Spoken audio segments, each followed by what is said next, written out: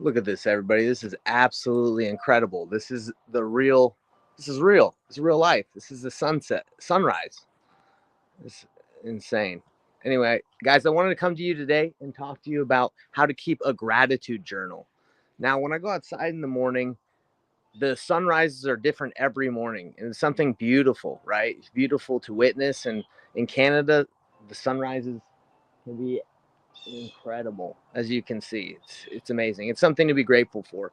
And when you express what you're grateful for every day, you feel more joy. You're happier. You appreciate God's blessings, all the things that He's created.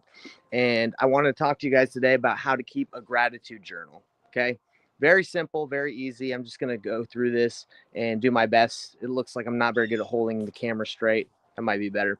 But anyway, here goes, everybody. So how to keep a gratitude journal. What I would recommend for everybody that's watching this or will watch this is just go pick up a notebook or a journal. This thing I found at my dad's house. He hadn't filled it out, so I said, hey, can I have that? He's like, yeah. But anyway, yeah, very simple. Like, you can get it on Amazon. You can go to the store. You just grab one. This is like a like a big one. I've had a lot of different journals throughout my life. I've been keeping a gratitude journal for like the last 7 years. So I believe I'm pretty good at knowing like what is important to writing, because I read back over my journals, and there's some things that I've written in the past where I'm just like, it's not that important. I don't really care about reading this over. And I'm going to kind of explain that and then show you mine. So in a gratitude journal, what you want to do is you want to write down 3 things you're grateful for every day. Just 3, right? You can do more, but as simple as just saying, I'm grateful for my wife. I'm grateful for the sunrise. I'm grateful for nature. I'm grateful for Canada. I'm grateful for whatever you want to be grateful for that day. There's thousands of things that you can be grateful for every day. Even if life is tough and you're going through a lot, there's something to be grateful for. Okay, so those are 3 things. Okay, then you want to write at least 3 wins that you had the previous day. I usually journal about the previous day. I wake up early and journal about the previous day. If you want to journal at night, you can do that. But I usually write down 3 wins I had the previous day. Okay, so the 3 wins that I had, they pretty much, it can be anything like my wife made an amazing meal.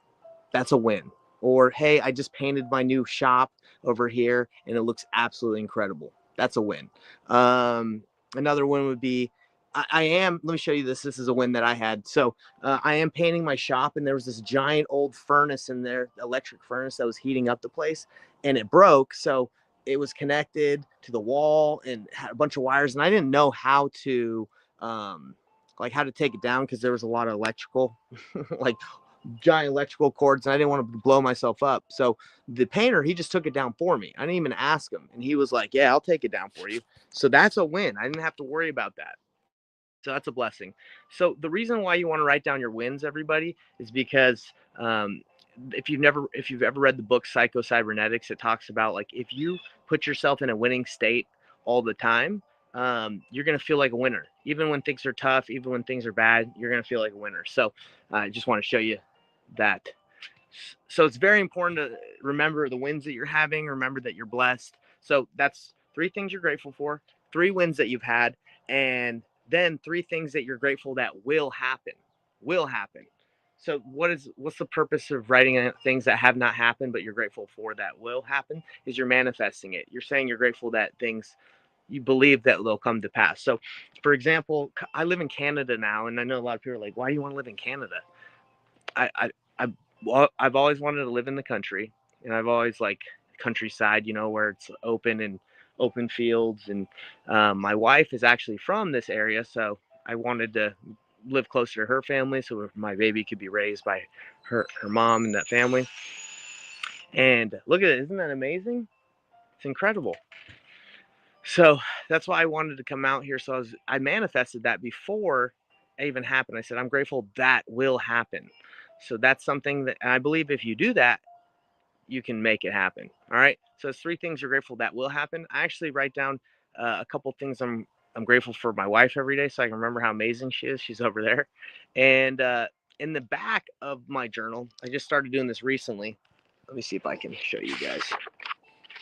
I write down my small plates, which you can just, what that means is spiritual things that have happened to you in your life every day.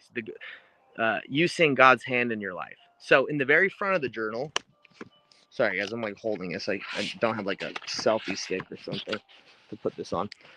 So I write down the things I'm grateful for.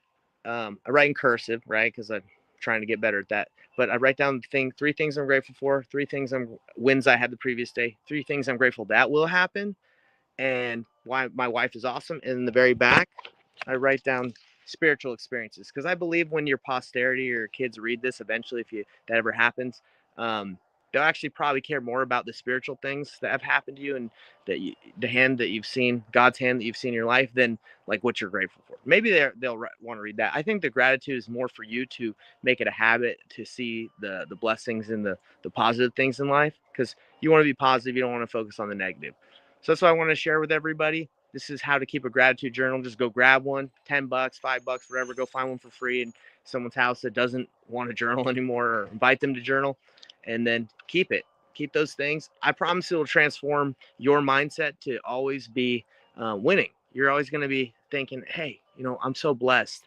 Because, guys, trials happen to everybody. And that's when you can focus on the blessings that God gives you, you're going to be in a winning state. You're going to be in a winning mindset, even if things get tough. Because trials are for our good sometimes. Sometimes we go through hard things so we can be better, so we can be perfected. And just like a piece of coal has to go through a lot of pressure in order to become a diamond. It's the same thing with us in this life. We got to go through a lot of ups and downs, opposition, and all things, so we can come out stronger. So sorry guys, I got my Invisalign in, so that's probably why I'm talking a little weird. But if you guys have any questions, if you journal a little differently than me, that's totally fine. I want to know about it. Let me know. Write down the things that you keep in your gratitude journal, what you keep in the back, the front. Let me know. I'm here to learn. Obviously, I'm not the